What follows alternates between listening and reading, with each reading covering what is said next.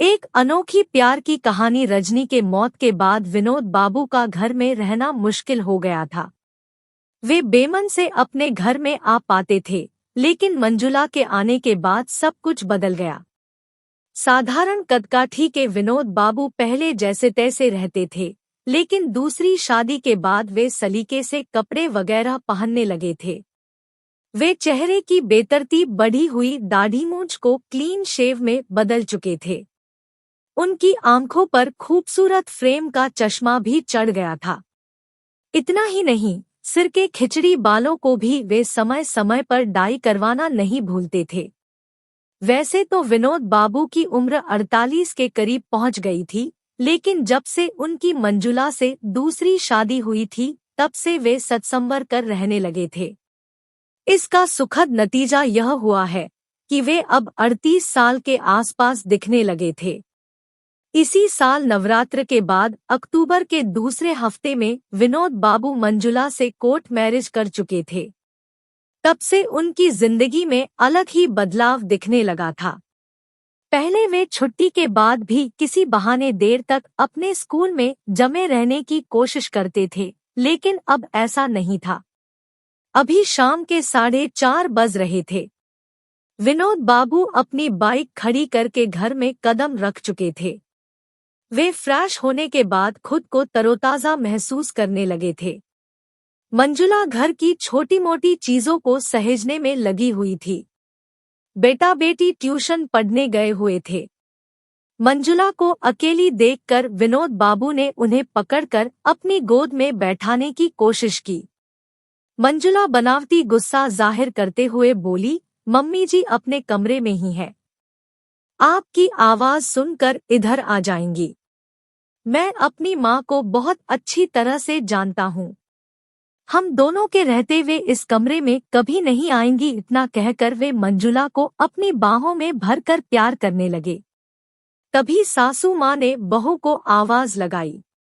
मंजुला खुद को छुड़ाते हुए अपनी सासू माँ के कमरे की तरफ चली गई। सासू माँ ने मंजुला से कहा, बहू चाय बना दो। मंजुला ने हाँ कह दी। वैसे उन्हें पता है कि सास को शाम के समय अपने पड़ोसियों के घर आने जाने की पुरानी आदत है। जब तक वे 2 से 4 लोगों से जी भरकर बातें नहीं कर लेती है, उनका मन ही नहीं लगता है। मंजुला नीले रंग की साड़ी में काफी खूबसूरत लग रही थी। उसने अपने होठों पर हल्के गुलाबी रंग की लिपस्टिक लगा रखी थी। लंबे और खुले बाल उसकी खूबसूरती को बढ़ा रहे थे। सासू माँ के कमरे से लौटने के बाद मंजुला ने विनोद बाबू से कहा, आप स्कूल से थक कर आए हैं, थोड़ी देर आराम कर लीजिए। मैं आपके लिए भी चाय बना कर ला रही हूँ। मंजुला ने कुछ दिन में ही घर की रंगत ही बदल डाली थी। विनोद बाबू की पहली बीवी रजनी कैंसर के चलते गुजर गई थी। तकरीबन 6 महीने तक कैंसर अस्पताल में भागदौड़ कर अपनी बीवी की वे समय समय पर कीमोथेरेपी कराते रहे थे। वे इधर उधर से पैसे जुटाकर पानी की तरह बहा चुके थे, लेकिन आखिरी बार हुई कीमोथेरेपी के बाद दस्त और उल्टी इतनी ज्यादा बढ़ गई थी कि वे इन्हें अकेला छोड़कर चली गई।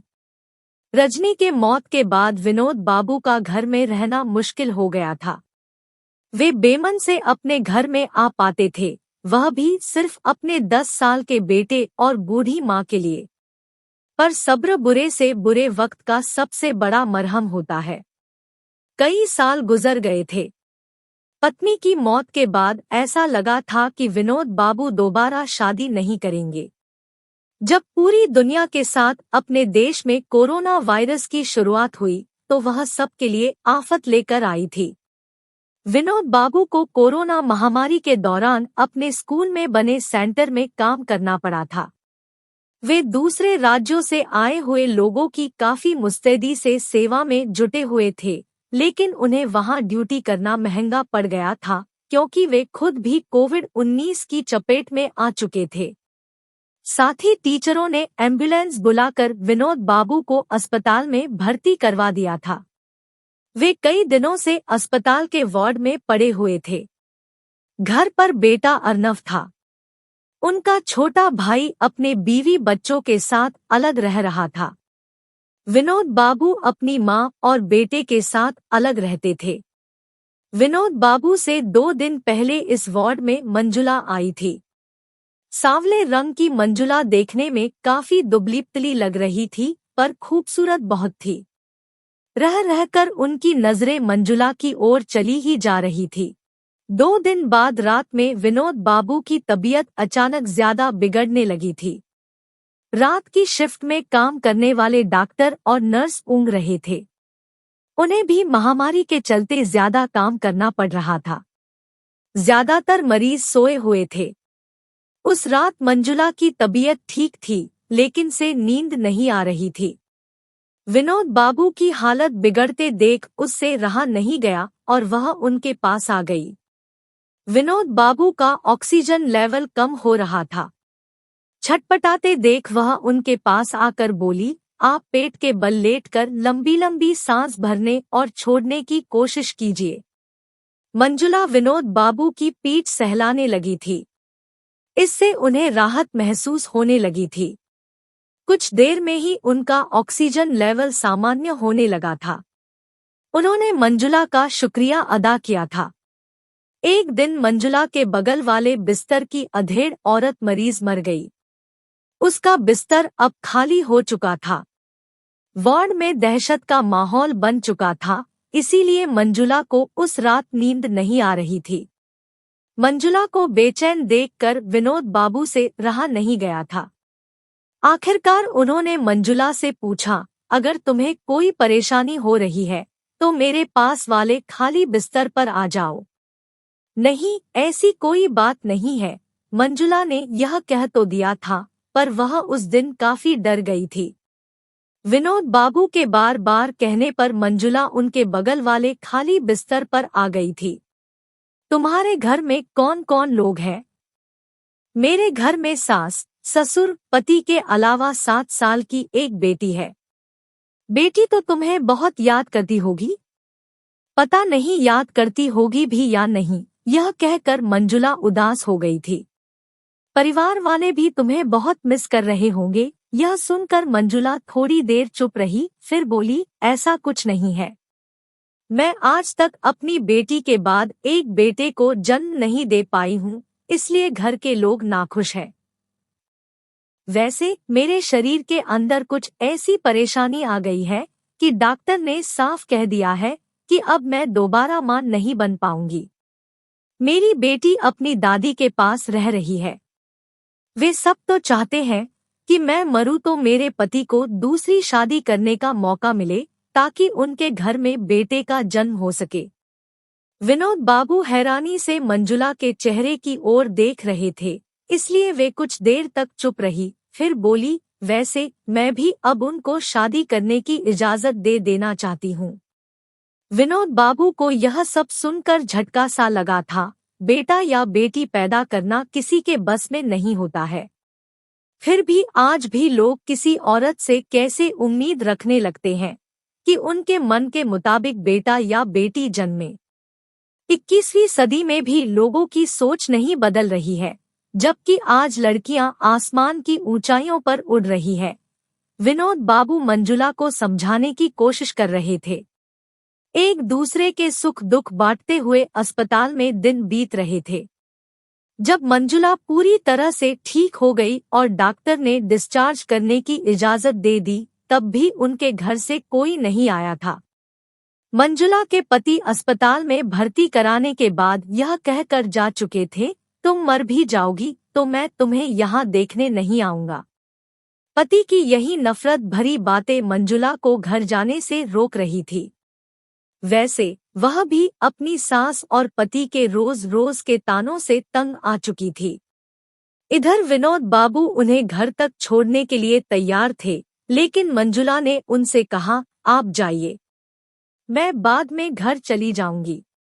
विनोद बाबू समझ गए तो उनसे रहा नहीं गया और बोले, चलो मेरे घर चलो। तुम मेरे घर में पूरी तरह से सुरक्षित रहोगी। तुम्हारी भावनाओं का पूरा ख्याल रखा जाएगा। मंजुला जानती थी कि विनोद बाबू के साथ वह वाकई महफूज रहेगी और फिर कुछ सोचते हुए उसने हाँ कह दी। अब मंजुला विनोद बाबू के घर में रहने लगी और इस बात का पता उसके पति और परिवार वालों को चला तो उनके तेवर और सुर बदल गए थे।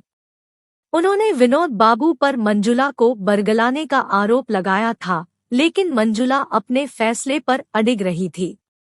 विनोद बाबू के परिवार की मदद से मंजुला अपने पति से तलाक लेने के लिए कोर्ट में अर्जी दाखिल कर चुकी थी। तकरीबन 2.5 साल तक केस चलता रहा। जब भी वह अदालत में जाती थी, विनोद बाबू की माताजी उनके साथ रहती थी। तकरीबन 2.5 साल की भागदौड़ और सामाजिक हिकारत सहने के बाद मंजुला अपने पति से तलाक ले पाई थी। तलाक के अगले दिन यानी दशहरा के बाद अक्टूबर के दूसरे हफ्ते में कोर्ट में ही मंजुला विनोद बाबू की दूसरी पत्नी बनना स्वीकार कर चुकी थी। मंजुला को कोर्ट के आदेश के मुताबिक बेटी को भी अपने पास रखने की परमिशन मिल चुकी थी, क्योंकि बेटी भी अपनी मां के साथ ही रहना चाहती थी। मंजुला अपने सासू मां को चाय पिला चुकी थी। सासू मां चाय पीने के बाद अपनी सहेली के घर जा चुकी थी। अब मंजुला ट्रे में 2 कप चाय लेकर अपने कमरे में हाजिर थी। मंजुला ने जैसे ही टेबल पर चाय की ट्रे रखी, विनोद बाबू ने उसके होंठ चूम लिए। वह भी उनके गले लग गई थी। आखिर में उसने इशारा किया, जनाब, चाय ठंडी हो जाएगी। वे दोनों बातें करते हुए चाय पीने लगे थे। मंजुला चाय खत्म कर विनोद बाबू के बगल में आकर लेट गई थी। तुम्हारे साथ बातें करने में ही मेरी सारी थकान मिट जाती है, विनोद बाबू मनुहार करते हुए बोले थे।